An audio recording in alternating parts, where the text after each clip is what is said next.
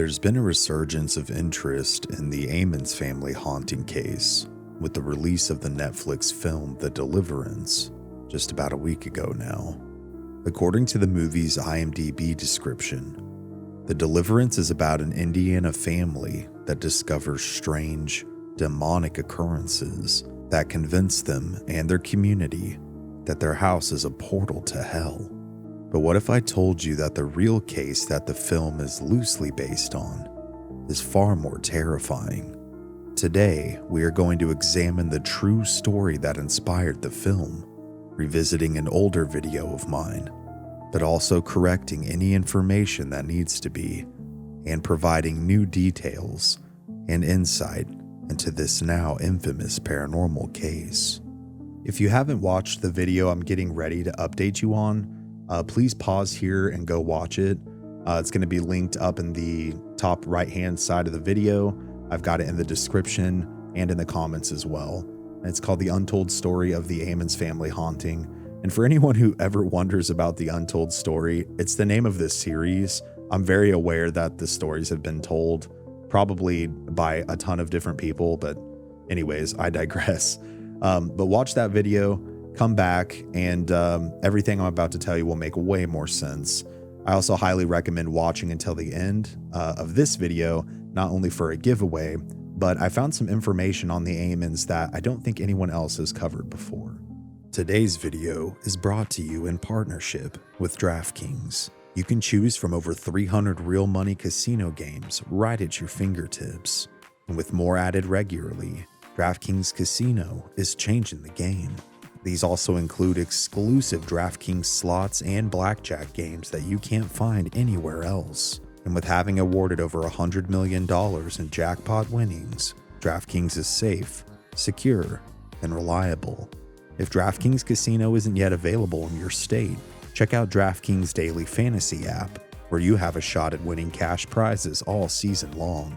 Head to the DraftKings Casino app right now and sign up using promo code Mystery Archives. Play just $5 and instantly receive $50 in casino credits if you're a new customer.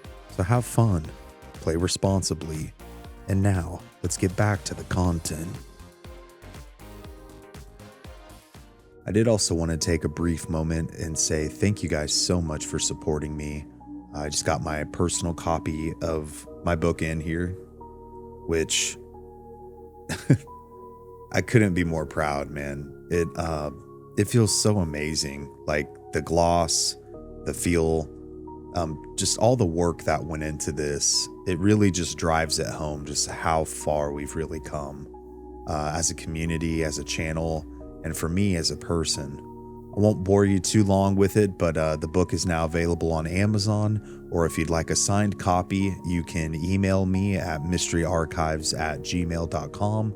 Or you can use the timestamp here in this video that takes you directly to my personal store, which I manage and handle everything. I'll have all my copies here in the coming weeks, so just know it will take a little bit for your order to ship out, but I will sign it and personalize it as much as I can for you and ship it out myself. Again, you guys are awesome. And I know that if you enjoy my stories here on the channel, that you will definitely enjoy the book. It's a deep dive on 10 different cases that I've covered in all of their terrifying glory. So I hope you guys will dive in and get yourself a copy today. Dr. Richard Gallagher is a very interesting person that I've made a few videos on now. His works to me are some of the most convincing for the existence of the demonic, because he's such a professional and such a reliable source of information. With that being said, when I think of demonic possession, the image of The Exorcist comes to the forefront, alongside a few other terrifying examples. But besides being Hollywood tropes, some of these horror-inducing manifestations may just be real depending on who you ask.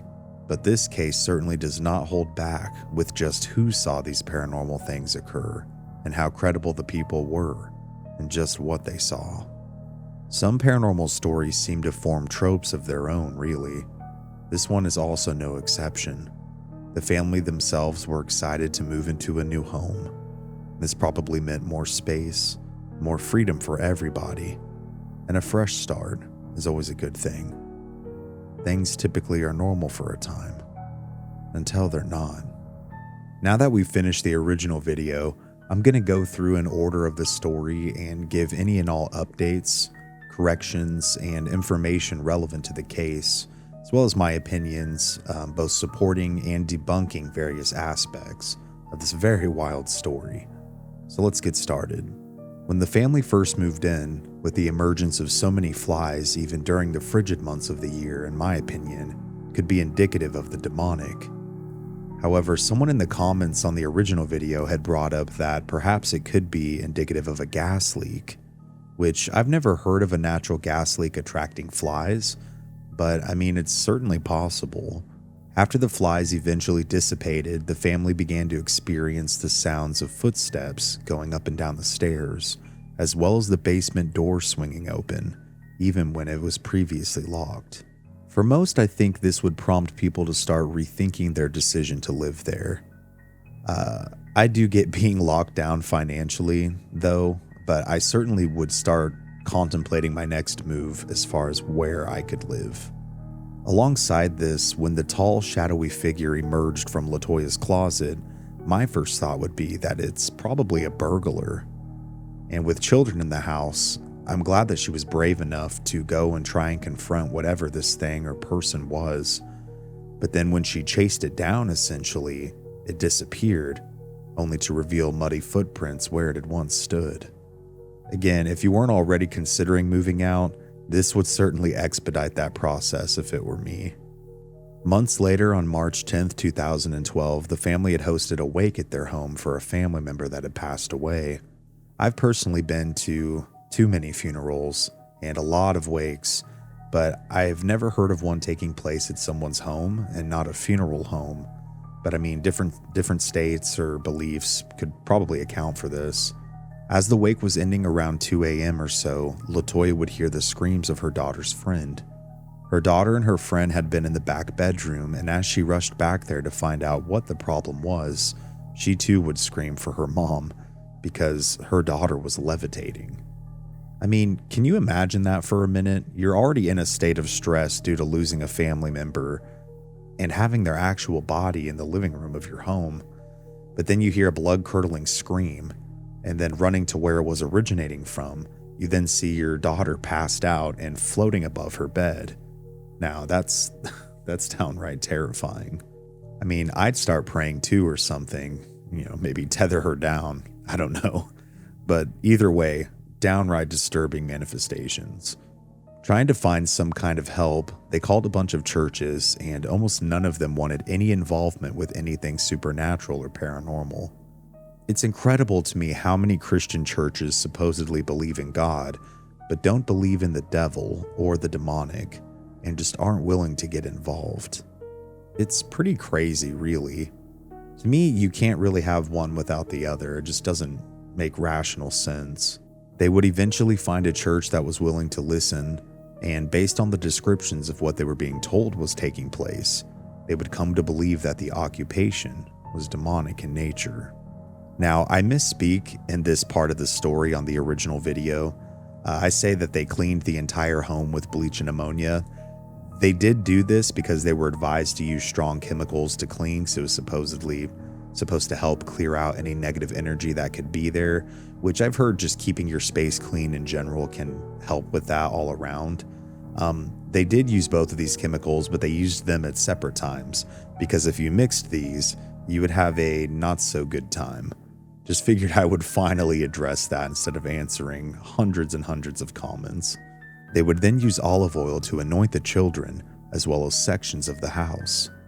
And this has been in practice and used for thousands of years to bless things.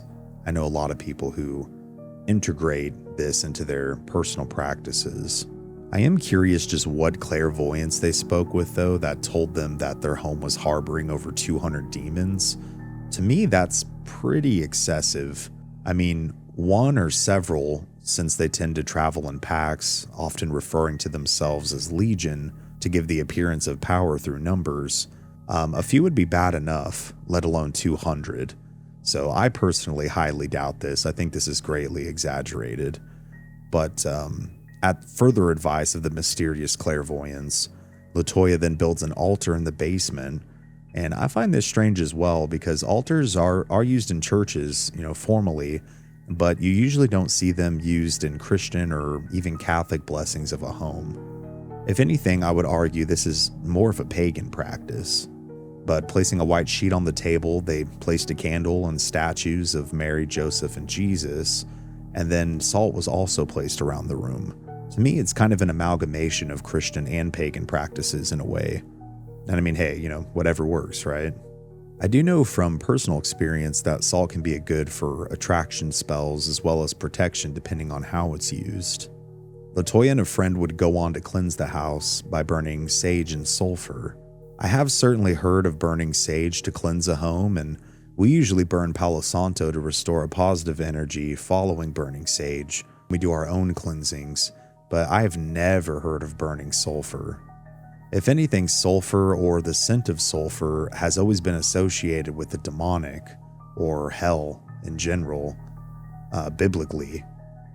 I find this further troubling because burning sulfur can produce toxic and flammable gases, so not to be too harsh or anything, but whoever was giving them this advice may not have been the smartest, to be honest. As they did this, they would form crosses in the smoke and read the Bible, which again in a way is a further binding of the practices of pagan and then also Christian origin. Approximately 3 days later, Latoya's children then began to speak in deep, sinister voices, accompanied with twisted smiles and bulging eyes. It's as if they were completely different people. Now, I can't really explain this one, to be honest.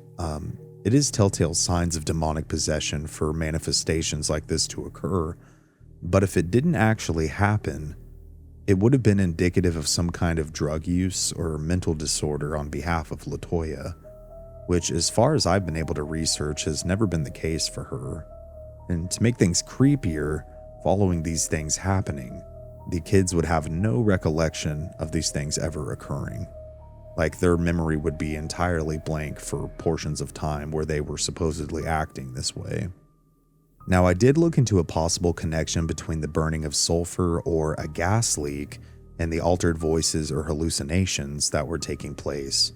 And the burning of sulfur and its byproducts are toxic and can cause a variety of issues, but they're mostly breathing related. If there was indeed a natural gas leak, carbon monoxide poisoning can cause headaches, confusion, blurred vision, hallucinations, and feelings of dread. It can also cause seizures, memory loss as well, and a variety of just terrible side effects. Could this potentially explain both the attraction of the flies as well as the potential occurrences within the home? Although I'm unsure if it's a natural gas leak that was playing a role in what the family says they went through, it very well could have. And all this aside, Latoya's youngest son would often speak with an imaginary friend, which apparently explained to him what it was like to be murdered. Now, from what I've gathered, of course, I don't know the family personally or anything like that, but Latoya and her mother were both pretty religious, so my guess is that they monitored what the kids watched and listened to media-wise. This is the only thing aside from an actual entity or a very overactive imagination inspired by something that could be the cause of this. Of course, lots of media in general contains violence and dark elements, but were the children exposed to any of this is the real question. The child during one of these episodes was apparently thrown from the closet, hitting Latoya's daughter and causing an injury that required a trip to the hospital for stitches. I have no real way to explain this unless it actually happened or was greatly exaggerated.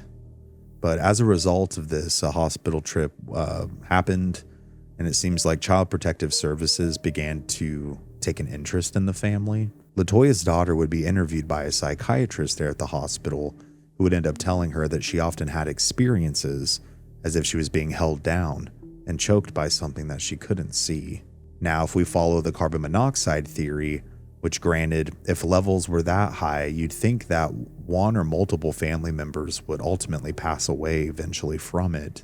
but it is known to cause hallucinations as well as a profound sense of dread. And I'm curious if this attributed to her experiences or if she was indeed being attacked by an unseen entity. We come to find out that Latoya would complain of moments where her body temperature would rapidly raise and she would shake, falling in and out of consciousness. Now again, carbon monoxide poisoning can cause seizures and blackouts, but not necessarily rapid rises in temperature. But being a woman with several kids, and although I looked, I couldn't find her age, it is possible that perhaps if it wasn't a supernatural occurrence, that she could have been experiencing symptoms of menopause. Things with the family would get so bad that some nights when they could afford to do so, Latoya would opt to take everyone out to a hotel for a night or two just to get away from the house and try to normalize things for them. After a trip to the doctor's office, upon being asked what was taking place, Latoya began to explain to the doctors that they were dealing with something paranormal and possibly demonic within their home. As the doctor was writing down that she was delusional, the youngest son was thrown against the wall without anyone having touched him, and at the same time her oldest child also went unconscious. Now, medical staff tried to wake the boys but were unable to, and would ultimately call 911 to transport them to a nearby hospital. Now, aside from a pre-existing medical condition, I can't really explain how the oldest son would have passed out right when his brother hit the wall. According to eyewitness testimony, he was thrown against the wall by an unseen force. But could it perhaps be that people were just superstitious? That the boy could have just tossed himself against the wall? Maybe he was seeking attention. And just so you know, I'm not trying to discredit their story. I do think it's important to play devil's advocate, so to speak, and seek the truth and debunk things when they can be rationally debunked instead of just automatically agreeing with everything, being the work of dark forces all the time. The boys would wake up in the hospital, and while the oldest was docile, the youngest began to violently attack anyone who came near him, and it would apparently take 5 grown men to restrain the young man. Perhaps this was confusion after being unconscious and waking up in a new environment. It's hard to say for certain. Seeing the bizarre events unfold, a hospital employee began to believe that the boys were being abused and acting out, and would ultimately contact the Department of Child Safety, citing what I've already mentioned, as well as Latoya seeming to suffer from obvious mental illness. A DCF worker by the name of Valerie Washington would be assigned to the case and would come and interview the family. In her report, she would say that the boys didn't have any injuries and that Latoya seemed to be stable. She would then have her evaluated by the psychiatrist there at the hospital, where she would be deemed sane. This, I feel like, is a really important moment in this case because an actual medical professional evaluated Latoya, meaning that according to them, and people do make mistakes sometimes, no one's perfect, but according to them and their medical expertise, she wasn't crazy. As Valerie continued her investigation, Latoya's youngest would end up growling at her and then attacking and strangling the older brother during the interview. Later that day, Washington would return alongside with a registered nurse and Rosa, the boy's grandmother, and would take the youngest into a small exam room to continue the interviews, finding that interviewing the boys alone would probably yield better results. The boy would growl again, acting very strange, and then we get to the infamous part that everyone knows. Now, during this segment of the story in the original video, I explained that the oldest runs towards Rosa and begins headbutting her over and over again. This did occur, but it was following the incident I'm about to describe with the youngest son, not to get the timeline confused. The child began to get violent yet again with his grandmother and with the officials in the room, and Rosa would opt to call him a demon. Now, whether this remark was on her actually believing the child was possessed or because he was acting like a lunatic is beyond me. But with a twisted smile and taking her hands, he began to glide or walk backwards up the wall and almost making it to the ceiling. Now, I'm not sure how to debunk this one. Yes, kids can maneuver their body weight and push off the wall against an adult, for example, and walk up it in a way, but doing this to the point to where they reach the ceiling, I've never seen or heard of that. Also, considering this took place in front of a registered nurse and the DCF worker makes it much more credible, because they were freaked out enough to run out of the room following the event and to grab the nearest doctor to explain what had just taken place. And unless they were all in some kind of dramatic theater, and for what purpose I don't know, would be the only explanation aside from it actually occurring. The doctor, not believing what the officials had said that it had to be some sort of a trick or something. So, accompanying everyone, he went to the room and asked the boy to recreate what he had done. But the boy said that he didn't remember. And to be fair, if this did truly occur, these types of things can't be recreated scientifically and at will. They occur so randomly and sporadically that it's almost impossible to study them in the field. The male RN that was present would later say, as documented in the DCF report, that they believed that the child was possessed by something evil. And the case manager as well, Valerie Washington, would also state that there was an evil influence affecting the Ammons family. This in and of itself is crazy to think about, because this was witnessed by two professionals in two different fields and officially documented in a proper report. The youngest boy would end up staying overnight at the hospital, and Latoya would stay with him while Rosa took the other two to a nearby relative's house. It was the boy's birthday the following day, and after the family celebrated at the hospital, despite the official report and what she had seen, Washington would inform everyone that DCF would be taking custody of the kids, citing that they believed they were being spiritually and emotionally neglected. This one is a weird one for sure.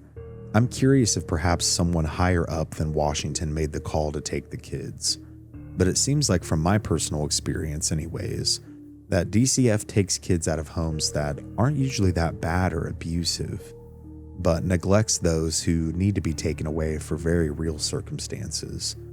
The system really is broken. But either the report was to placate the Ammons into a false sense of security by going along with their stories, or someone higher than Washington saw the report and was like, yeah, these people have to be crazy. Word had gotten out around the hospital, and the hospital chaplain actually would contact Rev Mangano, who would reach out to Latoya. And despite the turmoil of the situation that she found herself in, this was an unexpected but welcome surprise.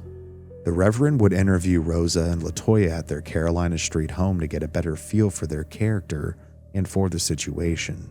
The lights apparently kept flickering throughout the interview, and blinds wildly swinging, despite there not being any source or cause for this. These things accompanied with a feeling of darkness. Mangano believed that he was dealing with the real deal. Following the interview, he would schedule with the women a time when he could come and bless the home. And following this blessing, he believed that the home was indeed infested with demonic entities, and that it was no longer safe for anyone to live there. Rosa and Latoya, following his advice, would then move in with a nearby relative. A week later, DCF sent Washington with 2 Lake County police officers and the Gary, Indiana chief of police to examine the Carolina Street home and determine if it was safe for the children to live in. Latoya would meet them there, but would refuse to go inside of the house. Washington, alongside the officers, would enter and would examine the home. Underneath the stairs, there was a dirt patch that Rosa believed that the demons were originating from. For what reason, it was never really made clear as to why she felt that way, despite all my research, but she felt that way nonetheless. The police chief, who did believe in ghosts but not demons at the time, which again to me is kind of weird, but I mean, to each their own. He later changed this belief after he visited the home on Carolina Street. With things moving on their own accord during their time there, flickering lights, eerie feelings, and with a supposed EVP capture by mistake that, when later discovered, would reveal disembodied voices whispering to them, he became a believer. Several photos would also be taken and would reveal disturbing and strange silhouettes of figures within the home. This too is a very important thread in the case, in my opinion, because these things were seen and captured by seasoned police officers, one of them being the Gary chief of police at the time. And most law enforcement officials don't tend to just go on the record and risk their reputation unless they believed what they experienced to be true. Even weirder that evening, following the investigation of the Ammons home, the captain returned to his own home, where his garage door malfunctioned and didn't want to open. The driver's seat of his vehicle also began to move forward on its own, thankfully though when he was parked. The following day he would have the car examined by a mechanic, and the mechanism was found to be broken, and that if it would have malfunctioned while the chief was driving, then it could have been catastrophic and caused an accident. Although the chief would attribute these to something following him home from the Ammons house, it very well could have just been a series of really strange coincidences. Officers would continue their joint investigation with DCF, and among several things to happen, an oil-like substance began to streak down the walls with no visible origin. Thinking this could have been from past olive oil anointments, they cleaned the wall and sealed the room for 20 plus minutes, only to reveal additional oil streaks down the walls after they reopened the room. I don't know if this was supposed to be ectoplasm or what have you. I don't believe that the liquid was ever tested to see if it was olive oil. It could have possibly soaked into the drywall or the wood and produced excess oil, I guess, or like oozed back out with temperature changes. I do also think it could have possibly been condensation, but apparently there wasn't any air leaks or anything in the house, so it's really hard to make like a solid determination on that one. I may skip over some of the smaller details of the case just because there's so much information that's presented, but an exorcism would be carried out on the house and also done by seasoned priests. Ultimately, this would lead to an exorcism, or a series of exorcisms, I should say, on Latoya herself. Mangano wanted to conduct things himself, but was denied absolute control by his bishop, who sought experienced exorcists to accompany him. Latoya had come to believe, and we're not totally sure how, that she was being oppressed by the demon Beelzebub, also known as the Lord of the Flies. Which, I mean, this could be wishful thinking from a Google search, given all the flies that had previously plagued them since she was a religious woman, or I mean, it could be the real deal. You never really know. The exorcisms would be conducted within Mangano's church, and they would be conducted several weeks apart. What takes place within these exorcisms are either total demonic manifestations of evil or intense religious delusional theater. It honestly really just comes down to what you believe. This case seems to have a lot of details that could sway someone either way when you really dig into it. Latoya would be freed of her apparent demons after the third exorcism, and now we'll start getting into everything that happened after the original case took place. Latoya and Rosa would move out of the home on Carolina Street, and the home would have several more tenants, none of which say that they experienced any paranormal activity. So either the exorcisms worked, the demons were indeed attached to Latoya in the first place, or the demons that existed only truly existed within the minds of those involved. Latoya thankfully would go on to regain custody of her children in November of 2012, and had the authorities keep an eye on her until the case was finally closed in February of 2023. Her story goes fairly off the grid after all this happened. Her and her children as they grew up, and her mother Rosa, all shied away from public life following the incidents. And really, I can't blame them. In interviews and even talks with a friend of mine personally, Latoya comes off as a pretty genuine person, genuine in character and in her beliefs and what she believed took place. And my critiques again are not to disparage her or anyone else. I just think that healthy skepticism is important to have when tackling these kinds of things. Word of the haunted Indiana home would eventually make its way to infamous Ghost Adventures host Zach Bagans via the Indy Star newspaper that originally gave press coverage to Latoya's story. He would get in touch with the current owners at that time and would purchase the home for $35,000 in 2014, where he would then film the documentary Demon House, where he claimed he experienced dark demonic forces, some of which apparently caused him to need to wear glasses, I guess. Whether this was truly demons affecting his health or the cause of old age, we'll never truly know. But Bagans, of course, is a polarizing figure in the paranormal world. A lot of people either love or hate him, and I'm not here to debate that, but I mean, you can in the comments. I don't really care. But in 2016, after giving press statements about his findings, one of the outlets of which was the Indy Star, Zach would have the house demolished and would then release his documentary Demon House in 2018. Now, whether his findings were real or amped up entertainment is again up to you to decide, but I do think it is strange that he had the home demolished. This wouldn't allow anyone else to investigate the home, of course.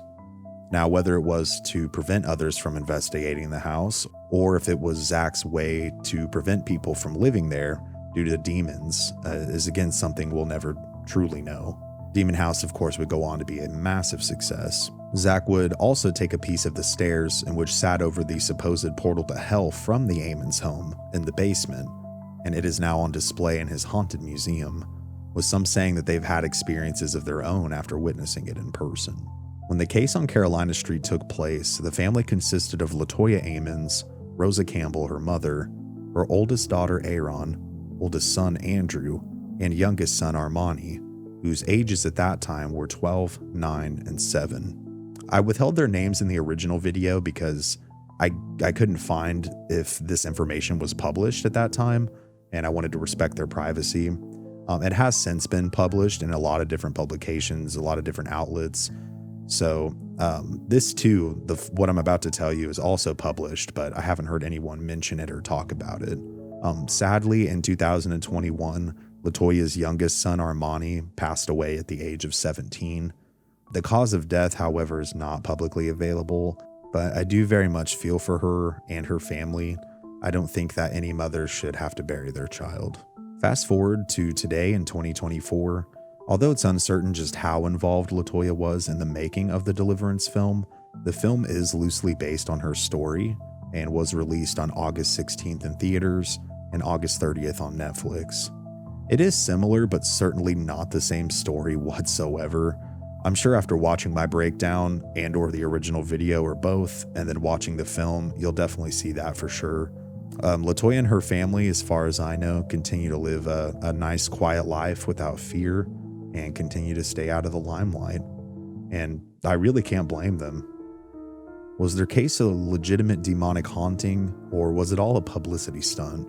And for what reason, I wouldn't know. But at the end of the day, that's up to you to decide. Definitely let me know what you think down in the comments below. Please also remember to like this video, share it around, and subscribe with notifications on. And as far as the mentioned giveaway here is concerned, if you would like to win a signed copy of my book here, Stories from the Archives Volume 1, there we go, then you need to do the following. Watch at least 5 episodes of Mystery Archives in a row. These can be any episodes of your choosing, and take a screenshot of your watch history and then email it to mysteryarchives@gmail.com. If I'm being totally honest, I need to get my watch time up and I need to get views up, so it's kind of a win-win for everybody. I'll do a random drawing out of everyone who enters, and I'll do that drawing next Saturday, September the 14th. Anyways, guys, I've got a bunch of stuff I'm working on, including a big case that needs the record set straight coming up very soon. So please stay tuned for that. And as always, guys, thank you so much. I love you guys. And this has been Cody here at Mystery Archives. Remember to please stay safe out there and take care. I'll see you next time.